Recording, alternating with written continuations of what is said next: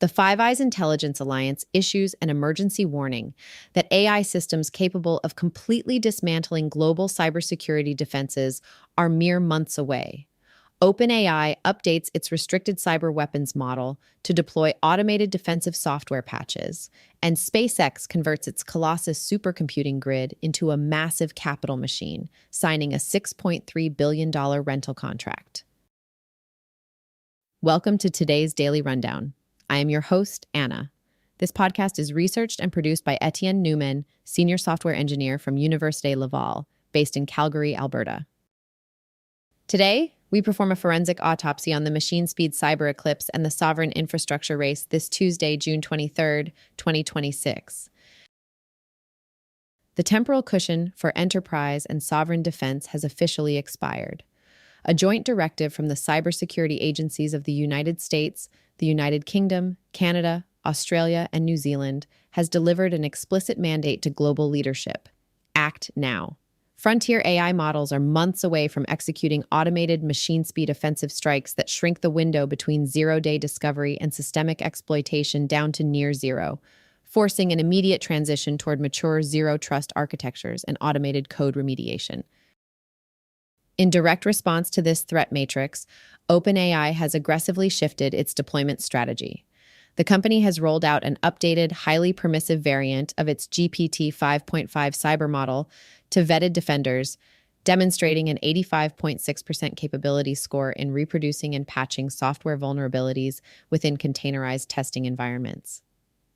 This rollout anchors OpenAI's new Daybreak Cyber Partner Program and its Patch the Planet initiative to preemptively secure the global open-source code bases upon which modern enterprises depend. Before we break down the telemetry of these security shifts, I have a brief strategic request. The algorithms governing your podcast platform dictate what intelligence reaches your network.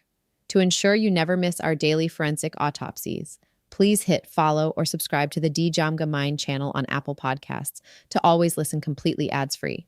It takes just 1 second, but it directly protects independent tech research. Today's episode is brought to you by AIRIA. When global intelligence operations warn of an imminent resource crunch and enterprise architectures demand absolute model governance, your organization needs rigorous orchestration layers. A special thank you to AIRIA for sponsoring today's forensic briefing. Let's decode the architecture.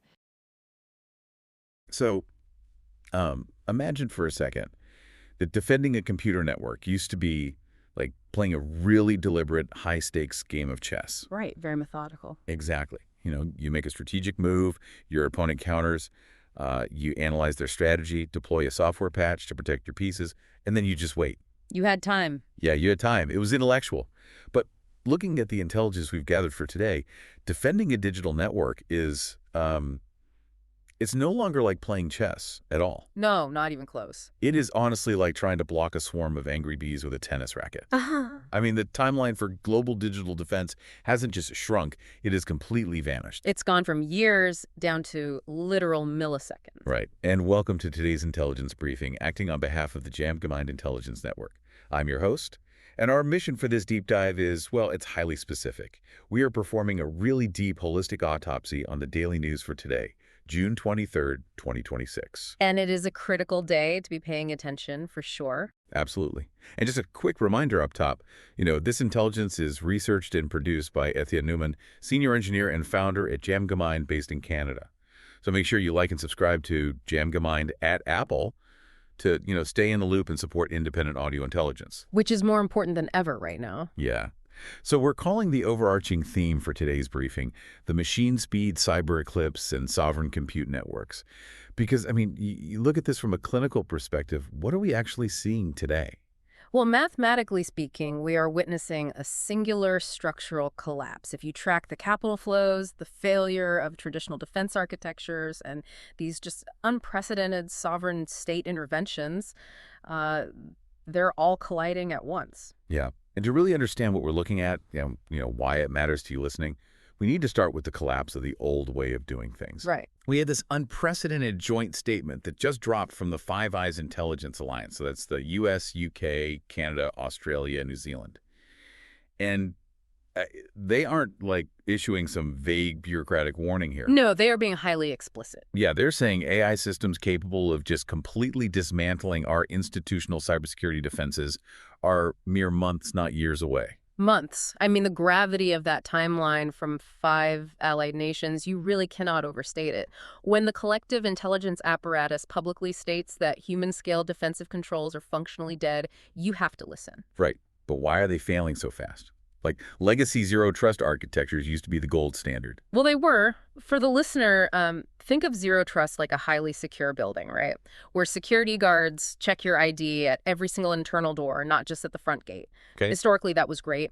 But what happens when an automated AI agent can move through those doors, forge the necessary IDs, and literally rewrite the digital locks in a fraction of a second? Oh, wow. So human guards they can't react. Yeah, exactly. Human IT administrators cannot react fast enough. The intelligence agencies are admitting that if an AI can discover a zero-day flaw, write a custom exploit, and deploy it globally in milliseconds, your traditional manual patch management is just completely useless.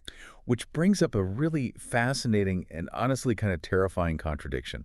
Because we just saw the U.S. government step in and muzzle Anthropic. The Fable 5 and Mythos 5 models. Yeah, they forced them to halt deployment because Anthropic themselves admitted the Mythos preview model could, rapidly and autonomously find software exploits. Right. But if we're muzzling the models built by the companies trying to establish safety guardrails, aren't we just entering an unwinnable arms race here? It's a massive structural paradox. I mean, it feels like businesses are being told, hey, a tidal wave is coming, but we've outlawed the building of seawalls, so, good luck. Yeah, well, Eric Avakian, the technical counselor at Infotech, he pointed out in our briefing materials that legacy vulnerability management is fundamentally inadequate now without full automation. Right. And you are asking a crucial question about accountability here. Avakian notes that while governments, they have a role in safety standards, a business cannot simply outsource accountability for its own survival to a government embargo. No, of course not.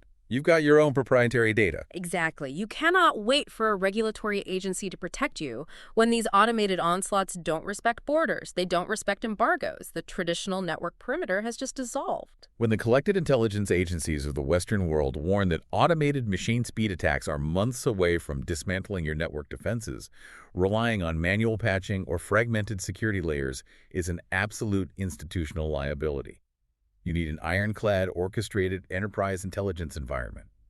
We want to thank our sponsor, AIRIA, for making today's briefing possible. AIRIA provides the enterprise-grade AI management and governance platform that modern corporations require to monitor agentic workflows, audit automated scripts, and enforce absolute compliance across multi-model ecosystems. Lock down your internal technology infrastructure via the link in our show notes. And that internal lockdown, securing the enterprise from the inside out, is really the only viable path forward at this point. Right. Which is precisely why we are seeing a massive pivot from certain AI labs to actively arm the defenders, automating the very security patching that human engineers just can no longer keep up with.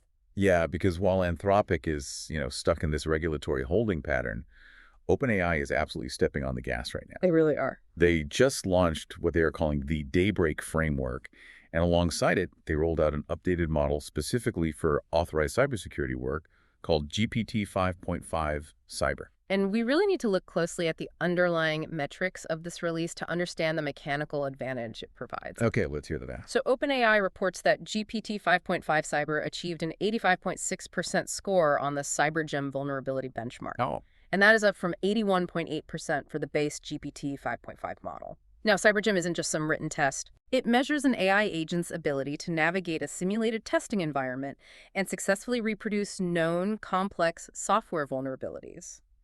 A near 4% increase at the absolute frontier of computational reasoning is a massive leap forward. Wait, so it's not just, like, identifying a potential flaw in the code. It's actually acting like a hacker to prove the flaw exists. Precisely.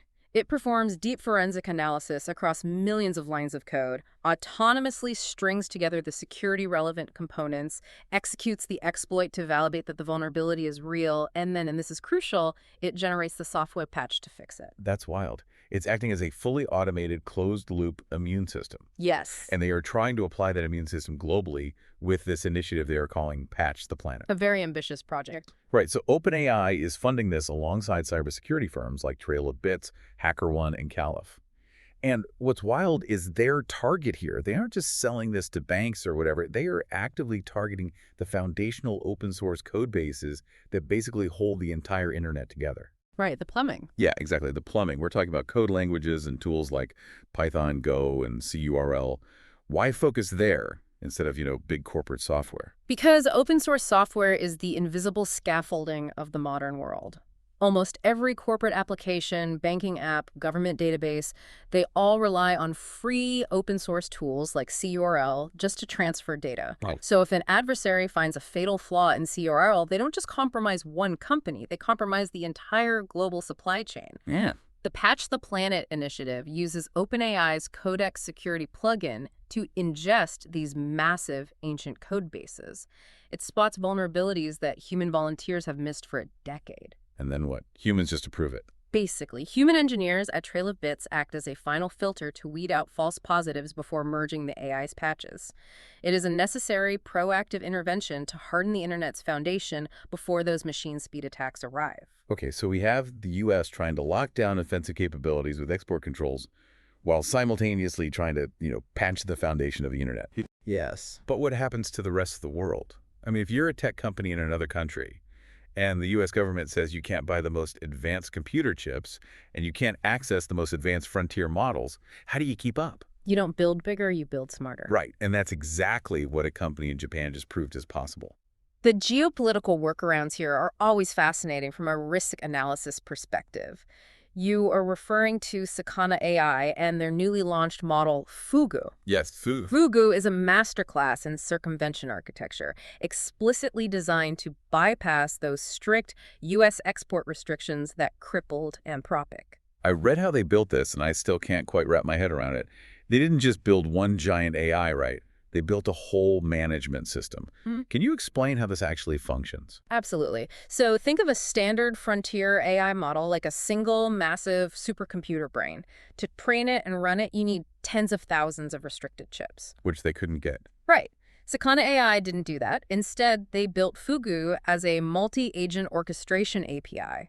Okay, what does that mean? An API is essentially a software intermediary, a manager. Instead of hiring one restricted super genius, Sakana built a system that networks together a pool of smaller, less powerful, and completely legal AI models. Oh, interesting. So when you, the user, ask Fugu to perform a complex cybersecurity test, the API dispatcher breaks your request down into smaller tasks. It assigns those tasks to the various smaller models, cross-checks their mathematical reasoning against one another, merges the answers, and delivers a highly sophisticated result. Okay, so it's basically a digital hive mind. Essentially, yes. I saw they have a faster base Fugu for everyday coding, and then this heavier ultra version that pools resources for really intense jobs, like finding zero-day exploits.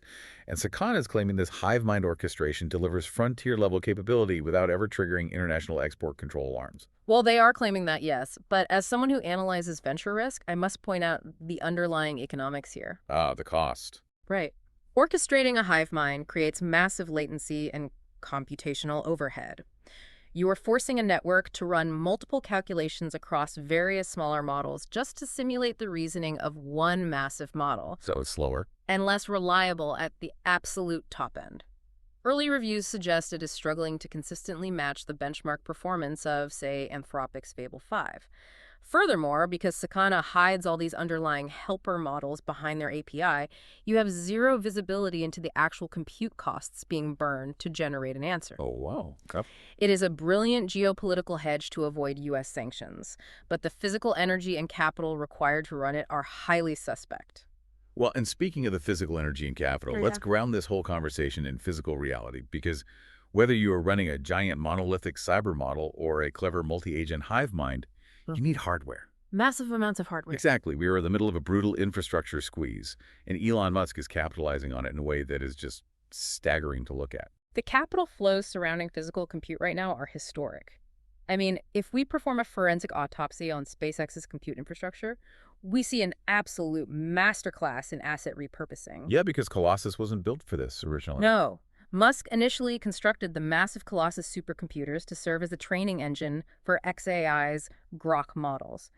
But he has rapidly transformed this internal resource into a multi-billion-dollar sovereign rental grid. The numbers are almost hard to comprehend. Like, SpaceX just signed a $6.3 billion compute rental deal with an AI startup called Reflection AI. Right. And according to the sources, that is just the beginning. They're leasing server space to Anthropic to the tune of $1.25 billion every single month. Per month. Google is paying them $920 million a month. Oh, and they just acquired the AI coding platform Cursor outright for $60 billion. Musk understands that owning the physical compute infrastructure is far more lucrative and powerful than simply competing on software performance alone. Even if his Grok model is not the absolute smartest model in the room, his Colossus data centers have become a sovereign enterprise cloud. Yeah, everyone needs them. The entire industry, even his direct competitors, are utterly dependent upon his servers to train their own models. It is a pure infrastructure monopoly play. He is effectively taxing the global development of artificial intelligence. But the U.S. tech giants aren't the only ones in this infrastructure race. I mean, if the software is weaponized, the hardware is becoming nationalized. Very true. China just retook the crown for the world's fastest supercomputer for the United States. Their new machine is called Lineshine, and it just clocked in at 2.198 exaflops. Which beats the El Capitan supercomputer in California. Right. Now, for the listener, an exaflop is 8 billion calculations per second. It's an unfathomable number. But here's what confused me in the briefing. How on earth do you build the fastest supercomputer in the world when the U.S. has heavily embargoed all the advanced graphics processing units, or GPUs, that normally power these things? It requires an entirely different architectural philosophy. So a GPU, which is what NVIDIA makes, is incredibly efficient for AI because it acts like thousands of basic workers all painting a tiny piece of a massive mural simultaneously. Okay, parallel processing. Right. When China was cut off from acquiring NVIDIA's H100 or B200 GPUs in mass quantities, they couldn't use that parallel worker method. So they simply bypassed the GPU requirement entirely and engineered a massive custom CPU. Like this central processor in my laptop, it just scaled way up. Exactly. A CPU is more like a few incredibly brilliant artists doing highly complex work sequentially. China engineered a custom 304-core processor. And to achieve the necessary exaflop speed, they literally linked 13.79 million of these cores together, operating at 1.55 gigahertz. It is brute force, mathematically rigid engineering. That is insane. And the physical footprint of that brute force is immense. Lineshine draws 42.2 megawatts of continuous power. 42 megawatts. I mean, that's enough to power a small city just for one computer. Yes. And we see this exact same physical reality playing out globally. Compute is demanding unprecedented energy and cooling. In the U.S., NVIDIA just announced that their new Rubin servers will be at 100% liquid-cooled. So no more fans. No, meaning they have to run specialized coolant through the machines at hot tub temperatures just to keep the silicon from literally melting. Simultaneously, startups like Baton are raising $1.5 billion purely to handle the daily traffic of inference calls, over 1 billion daily calls. Wow. The physical reality of this machine speed eclipse is just a voracious appetite for water, power, and capital. So, if exaflop supercomputers represent the absolute limit of classical physics and traditional engineering, where does this arms race go next? Well, it goes subatomic. The quantum realm. Right, because President Trump just signed 2 executive orders that push national security into an entirely new dimension: quantum computing. Now, keeping the focus strictly on the strategic implications of these orders, the first mandate is to build a federal quantum computer strong enough for scientific research by 2028. Ambitious. Very. But the second order is the one that really sets the clock ticking, doesn't it? The second executive order forces a mandatory federal migration to post-quantum cryptography by the year 2031. This is a state intervention driven by sheer sovereign panic over an event known in intelligence circles as Q-Day. Q-Day. Okay, let's make this real for the listener. What actually happens on Q-Day? Think about every password you've ever saved online. Think about your secure banking app, your private medical records, the military's encrypted communication network. All of that data is currently protected by mathematical algorithms, primarily one called RSA. RSA relies on the fact that factoring massive prime numbers takes a classical supercomputer millions of years to solve. Okay. Q-Day is the theoretical moment when a functioning quantum computer comes online. Because a quantum computer operates using subatomic probabilities rather than classical binary code, it can solve that exact same RSA math problem in mere seconds. So the day a quantum computer turns on, the locks on every digital door in the world simply fall off. It's game over for privacy and security. Precisely. Yeah. All historical encrypted data that adversaries have been vacuuming up and storing for decades that will be instantly decrypted. This is why the federal government is drawing a hard line at 2031. They have to. They are attempting to force a structural upgrade of the entire internet's architecture before the decryption threat materializes. And it's why the Commerce Department is aggressively pumping billions of dollars into companies like IBM, Microsoft, and Google, whose new Willow chip is already demonstrating capabilities to execute these mind-bending computations. It is a race to build the lock before the master key is finished. That is exactly what it is. It's fascinating and a little overwhelming, honestly, to see this rush to control foundational code in silicon and quantum states. But what truly surprised me in the sources is that we are seeing the exact same dynamic happening in biology. Yes, the biological grammar. Right. We have a Stanford spin-out called Radical Numerics that just raised $50 million. But they aren't building an AI to read software code or crack passwords. They are building an AI to read the grammar of human DNA. It is a remarkable technological leap. They are calling their proprietary model Omni, and it is classified as a genome language model. Okay, how does it work compared to, like, ChatGPT? If you understand how ChatGPT works, predicting the next logical English word in a sentence, you can understand Omni. Instead of treating words as the primary syntax, Radical Numerics treats biological-based the building blocks of DNA as the syntax. By feeding the AI massive volumes of genomic data, the model learns the grammar of life. It can then predict and generate entirely novel biological sequences, theoretically accelerating the design of custom medical treatments and therapeutics. I mean, the potential for good there is obvious. Yeah. But the strategy they are taking with who gets access to this model is what really stands out to me in the briefing. The lockdown. Yeah. Radical Numerics previously built older models called EVO and EVO 2. These were the first AI models capable of reading and writing DNA at scale, and they made those completely open source. Right. Anyone could access them. They literally used EVO to design a completely new bacteriophage, which is a type of virus that infects bacteria, an entirely AI-designed biological entity, and they just put the recipe out there on the internet for anyone to see. Yes. But with this new hyper-advanced Omni model, they are keeping it completely locked down. It feels like giving away the blueprint to a match, but then aggressively locking up the blueprint to a flamethrower. That analogy perfectly captures the tension here. The CEO of Radical Numerics, Eric Nguyen, explicitly refers to this as a dual-prong approach to biological design and biological defense. We saw this exact same friction earlier with OpenAI and Anthropic. With software. Exactly. When you open source the early, less capable models, you drive academic adoption, you prove to investors that the technology works, and you build a community. But once the model reaches a frontier capability, where it can flawlessly generate complex, viable biological organisms, open sourcing it becomes a catastrophic sovereign risk. It ceases to be an academic tool for discovering medicine and instantly becomes a potential vector for automated bioweapon development. So when we step back and look at the whole board today, the sheer scale of what's happening is staggering. We've got OpenAI deploying autonomous models to patch the open source software, holding the internet together before hackers find the flaws. Right. We've got massive capital flows building custom exaflop supercomputers just to keep up with the math.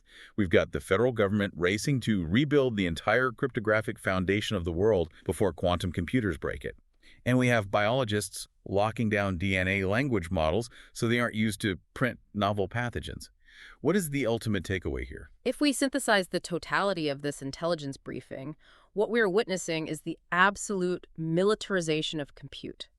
Whether the battleground is silicon servers, open source code bases, subatomic quantum states, or the base pairs of DNA, the fundamental architecture of defense has shifted permanently. It's the new paradigm. Completely. The luxury of human latency, the time it takes for a person to analyze a threat and react, is gone. Nation-states and megacorporations are deploying massive capital into physical infrastructure and automated agents because they recognize a cold mathematical truth. Survival in the modern era now depends entirely on the speed of your algorithms. From machine speed cyber attacks to sovereign data centers, the timeline for action has truly vanished. Thank you for that incredibly rigorous breakdown. It is a lot to process, but, unpacking these structural shifts is exactly why we do these deep dives. It is essential work. Yeah. And I will leave you and the listener with one final thought to consider. Okay, let's hear it. We've spent this entire briefing discussing how to patch vulnerabilities in silicon, code, and even biology. We are handing over the keys to automated AI systems to orchestrate our defense because human reflexes are simply too slow. Right. But as these automated systems take full control of our networks, writing their own patches and fighting their own invisible wars in milliseconds, you have to ask yourself, at what point does human oversight stop being a safety feature and become the single greatest vulnerability in the network? Oh, wow. A heavy, unsettling question to end on, but definitely one we all need to be thinking about as this technology scales. That wraps up today's briefing. A massive thank you again to Etienne Newman and the Jamgamind Intelligence Network for researching and producing today's deep dive into the sources. Remember, if you want to support independent audio intelligence and ensure you never miss these critical insights, head over to Apple and hit that subscribe button. Thank you for joining us. We'll catch you next time. That concludes our forensic briefing for June 23, 2026. The strategic signal for today is the accountability of the perimeter. The Five Eyes warning and OpenAI's rapid expansion of Project Daybreak confirm that the era of treating cyber risk as a check-the-box compliance exercise is dead. When offensive cycles compress to machine speed, your organization cannot outsource its risk mitigation to an external software vendor or a generic cloud provider. You must own your token capital, harden your legacy systems, and implement automated validation layers that prove your controls perform during a live incident. Speed is no longer an efficiency metric. It is the baseline of operational survival. If you are ready to secure your company's infrastructure and audit your multi-agent pipelines, check the show notes for our curated AI Executive Toolkit. As a special bonus for our global community, we have provided exclusive discount codes for Google Workspace and my AI and Machine Learning Tutor Pro apps. You can claim those assets directly through the links in the show notes below. This episode was sponsored by AIRIA. Subscribe to the Jamgamind channel on Apple Podcasts to always listen completely ads-free. I am Anna. Stay secure and keep unraveling the future. And before you go, if your company is building the tools that power the workflows we talked about today, I'd love to showcase them to this audience. We don't just run ads, we build technical simulations that prove your value. Let's build something together. Visit jamgamind.com/partners to get started. Until next time, keep building.